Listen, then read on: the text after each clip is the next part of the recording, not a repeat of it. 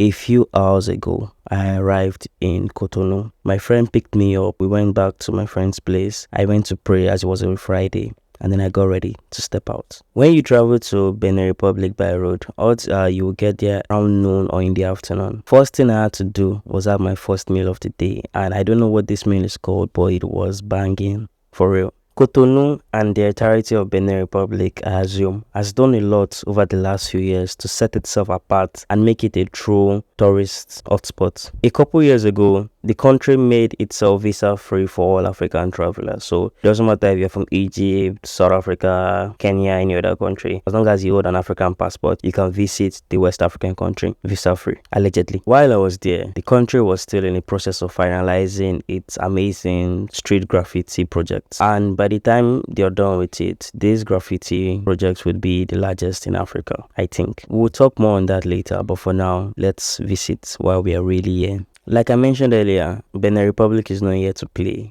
You must have heard about the Amazon statue. It has slowly become one of the most visits and one of the most popular sites in the country. I love the fact that it's free for everybody, at least for now, and when you go there, it just shows you how amazing it is. My first sight of it was magnificent, and it looked like something out of a movie. The story of the Amazon fighters, the Agoje, is amazing in itself, and I will try to link a video explaining it right here. But my first view of the Amazon statue, as I approached it, it had sort of a ethereal feeling, and the closer I got, the more magnificent it became. I don't know how to explain it, but when you visit Benin, you definitely should visit this spot. It's placed in the center of town and close to the airport, so on your way from the airport, you can just drop by and say hi. Built in 2022, or better still, completed in 2022, this statue has become an unofficial symbol of Benin Republic's revival. It's pretty much a note to the world that, hey, look at us, we are ready to get busy and we're ready to work. Personally, I'm not a big fan of statues because I feel like they can become vain very quickly, but I must commend the people behind this project. They decided to create a statue, and instead of using a founding father, quote unquote, or some person, they used an idea. I feel like this Amazon statue represents an idea, not a person. I mean, nobody knows who she is or if she's real, but it represents an idea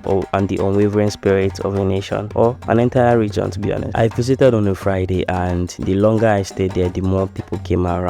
I would compare the experience to being around Times Square in New York. It has become a melting pot, a place for everybody within the city, both foreigners and locals that like to come, chill and relax. While we were admiring the Amazon, we noticed that there was a lot of activities at the park. Was it park or beachfront behind the statue? A lady approached us and told us that they were having an event, sort of like a farmer's market with performances, and my friend and I decided to visit. I might be wrong, but I believe we paid either 1,000 sefa each or 2,000 sefa each. I don't remember how much we paid. We paid for it, and then we got access to the site. There were a lot of vendors selling their wares. There were a lot of people doing their things, big companies, small companies, people selling different types of things. There were also games. There was a lot of games, board games for you to indulge in. It felt very community-like. I don't know how to explain it, but it felt very peaceful and welcoming. The performances were about to begin while we left, but we bought a couple things, we had fun for a while, and we decided to keep it moving. When you visit, such an event might not be going on, and it's understandable. We visited a massive mall not too far from the Amazon statue, and then we enjoyed the view. I feel like the road on which this statue is like the major area. There's the US embassy, the Nigerian embassy. I mean, there's a lot going on there. It's not far from the major beaches, and it's very close to the airport. So when you come, you can spend your entire day on this one road. I don't know the name of the road, and I might add it in post-production, but it's an amazing experience, and you can spend your entire day there. And we did spend our entire day on that road. On our way back, we saw the graffiti statues again. Growing up, Benin Republic wasn't really seen as a major country or a major tourist site, but the people in charge, either knowingly or unknowingly, have done a great job at setting this country apart. And this Graffiti Wall is a perfect example of what can be done in a relatively short amount of time. I have a lot of friends from Nigeria. They're like, I want to travel out. I mean, Benin Republic is usually next door. You are not going to find a cheaper country to visit from Lagos and southwestern Nigeria than this. And the country has done a lot to make itself a proper tourist site. So yeah, you're not just visiting for the sake of visiting, you are going to visit and have the time of your life. And that brings us to the next video. On the second and final day of my Benin Republic trip, I visited the amazing city of Ouidah. If you've seen videos or pictures of people with snakes on their necks in Benin, it's Ouidah, and we're going to be visiting Ouidah, seeing what goes on there and having the time of our lives. See you there.